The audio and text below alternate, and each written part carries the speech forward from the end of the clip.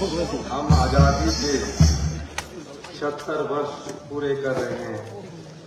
मेरी और प्रदेश सरकार की ओर से आप सभी को स्वतंत्रता दिवस की हार्दिक बधाई।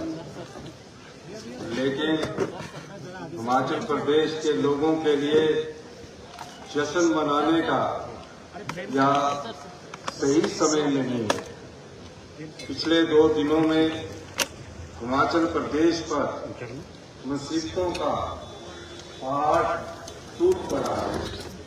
कई जगहों पर बादल फटने और पहाड़ खिसकने की घटनाएं सामने आई है। तिनका तिनका जोड़कर बनाए गए घर इस आपदा में मलबे में दब गए हैं। यह सब देखकर मन दुखी है। रोते विखलते लोगों को देखकर मेरा दिल दहल जाता है। पिछले 24 घंटे में हमने 50 बहुमूल्य जीवन खो दिए हैं।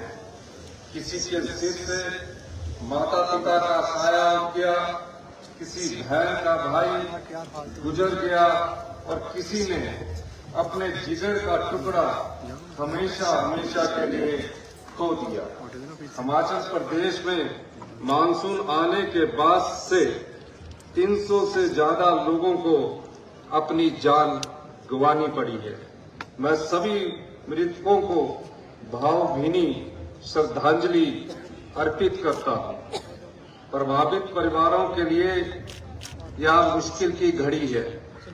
आप और मैं सबको विश्वास दिलाता हूं कि वर्तमान राज्य सरकार प्रदेश के लोगों के साथ पूरी मजबूती के साथ खड़ी है। हम जानते हैं कि प्रभावित परिवारों के घाव पैसे से नहीं भरे जा सकते हैं, लेकिन राज्य सरकार एक एक पैसा जोड़कर एक एक घर बसाएगी। यह हमारा संकल्प है।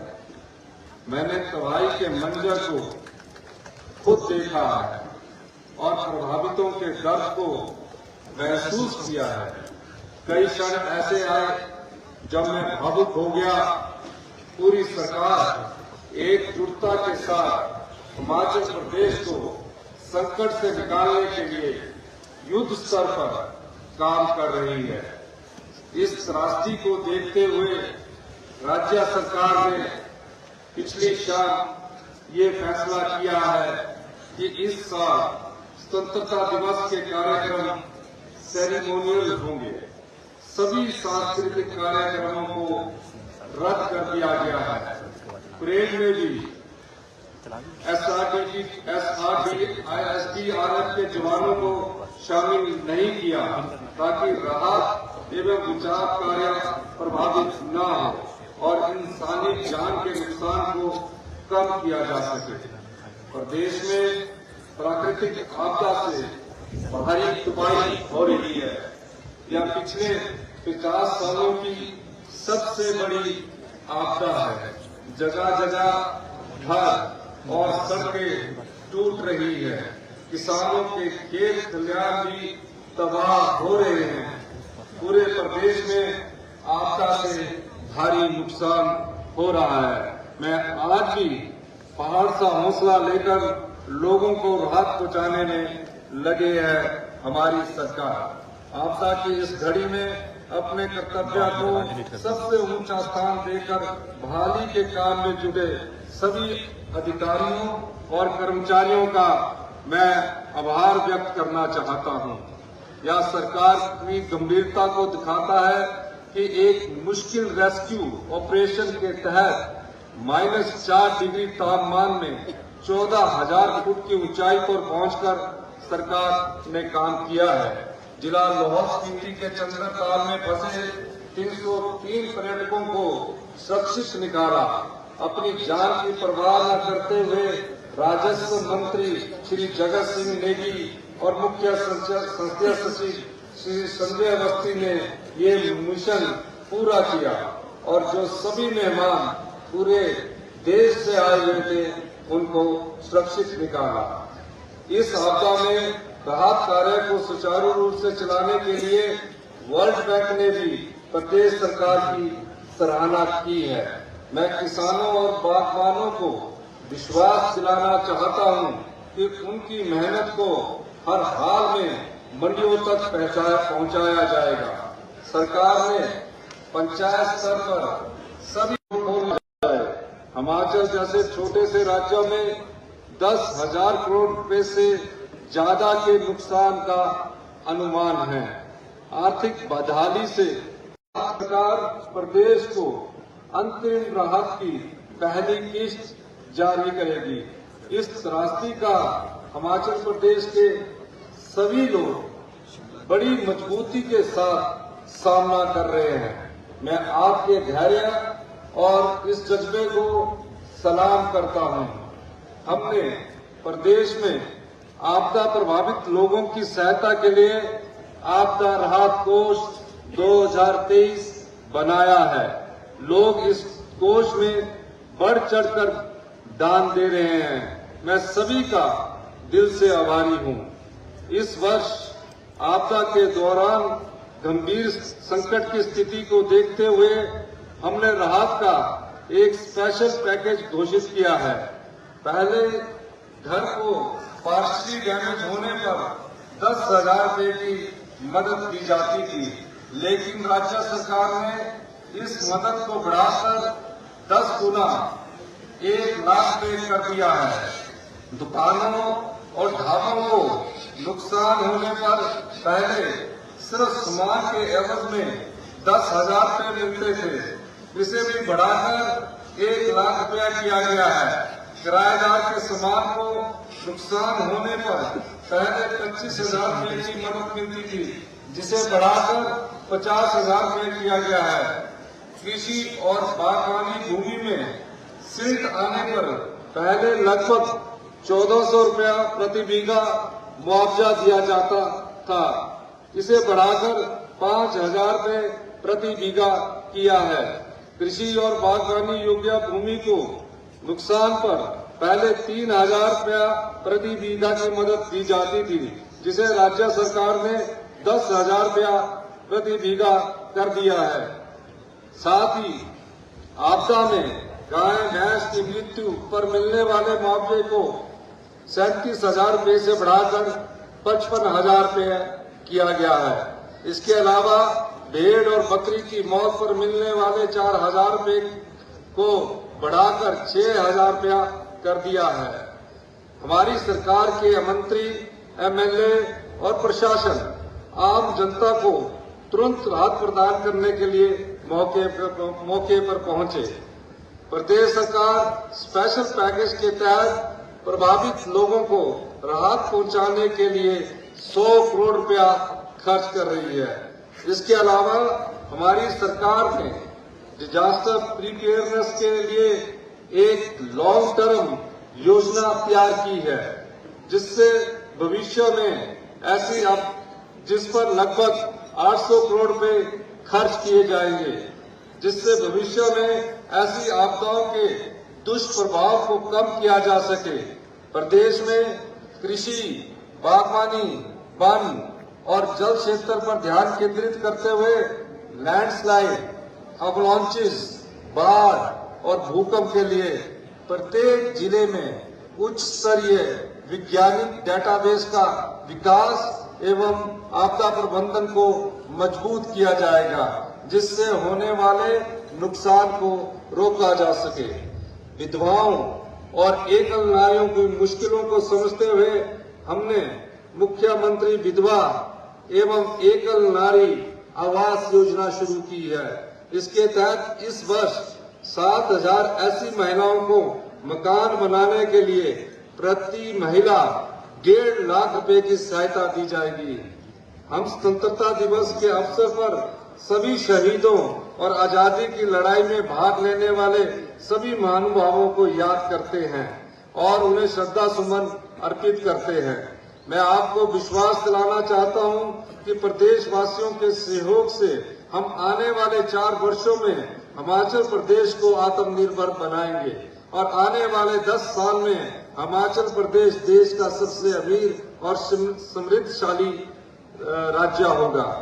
स्वतंत्रता सेनानियों को प्रदेश सरकार द्वारा दी जाने वाली सम्मान राशि को, जिन्होंने आजादी में अपनी कुर्बानियां दी है, को मैं 15,000 रुपए से प्रति माह से बढ़ाकर 25,000 रुपए प्रति माह करने की घोषणा करता हूं।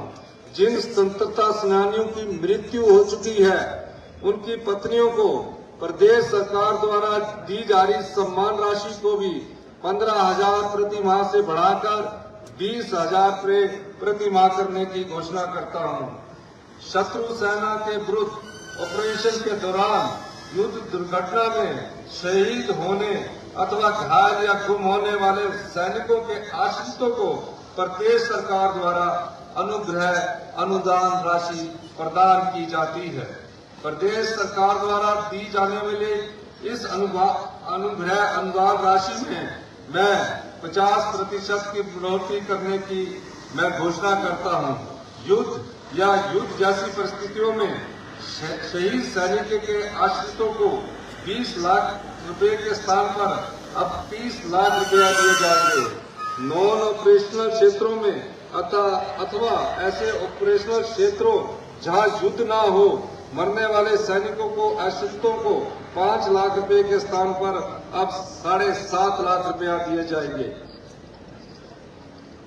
ऑपरेशन में 50% से अधिक अपंग हुए सैनिकों को 3.75 लाख रुपए तथा 50% से कम की अपंगता वाले सैनिकों को 1.5 लाख रुपए दिए जाएंगे। मैं विधवा पुनर्वास योजना में जो सामाजिक एवं अधिकारिता विभाग के अंतर्गत महिला एवं बाल विकास निदेशालय द्वारा क्रियान्वित की जा रही है, विधवा पुनर्विवाह योजना के अंतर्गत दी जाने वाली सहायता राशि को 65,000 रुपए से बढ़ाकर 2 लाख रुपए करने की घोषणा करता हूं। हमारी सरकार मनरेगा कार्यक्रम के अंतर्गत काम करने वाले लोगों के प्रति संवेदनशील है, अतः मैं इस मनरेगा मजदूरों की दिहाड़ी को सामान्य क्षेत्र में 224 से 240 तथा जनजातीय क्षेत्र में 280 से 294 रुपए करने की घोषणा करता हूं।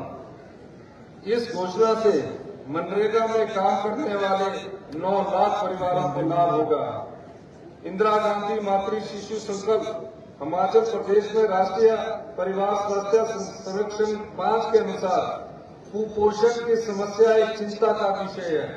सरकार पूरक पोषण के रूप में गर्भवती महिला, धात्री माताओं तथा 6 माह से 6 साल के बच्चों व कुपोषित बच्चों के पोषण व स्वास्थ्य संबंधी आवश्यकताओं की पूर्ति करने के लिए वचनबद्ध है।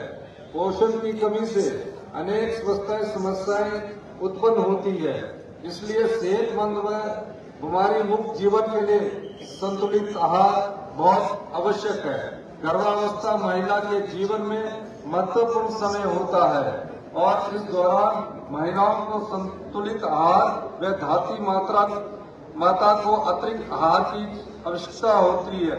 पौष्टिक आहार बच्चों के संपूर्ण विकास और वृद्धिकरण जरूरी है। मैं हिमाचल प्रदेश के उज्जवल भविष्य को ध्यान में रखते हुए एक नई योजना इंदिरा गांधी मातृ शिशु संकल्प को आरंभ करने की घोषणा करता हूं। इसके लिए 50 करोड़ रुपए की धनराशि का प्रावधान किया जाएगा, जिसमें स्वास्थ्य और पोषण कार्यक्रमों में शिशु और माता के स्वास्थ्य को प्राथमिकता दी जाएगी। एक स्वस्थ बच्चा एक स्वस्थ राष्ट्र की नींव होता है। इस आपदा को देखते हुए राज्य में बागवानी गतिविधियों को बढ़ावा देने के उद्देश्य से मैं सेब, आम, लीची फलों के लिए इस वर्ष MIS के तहत, क्योंकि पूरे बागवान क्षेत्र का मैंने खुद भी दौरा किया है, कांगड़ा शिमला के ऊपरी क्षेत्रों का मैंने खुद भी दौरा किया है और मैंने ये पाया है कि इस आपदा में उन्हें भारी नुकसान हुआ है। हम MIS वर्ष 2023 में ऐतिहासिक ₹1.5 की बढ़ोतरी की घोषणा करता हूं। इसका समर्थन मूल्य 10 रुपए 50 पैसे से बढ़ाकर 12 रुपए करने की मैं घोषणा करता हूं। स्वतंत्रता दिवस के इस पावन अवसर पर स्वाधीनता सेनानियों को मैं नमन करता हूं। भारत की आजादी के लिए दी गई असंख्य कुर्बानियों को याद करते हुए हम उन्हें श्रद्धांजलि अर्पित करते हैं। स्वतंत्रता दिवस की पुनः हार्दिक शुभकामनाएं। जय हिंद, जय हिमाचल।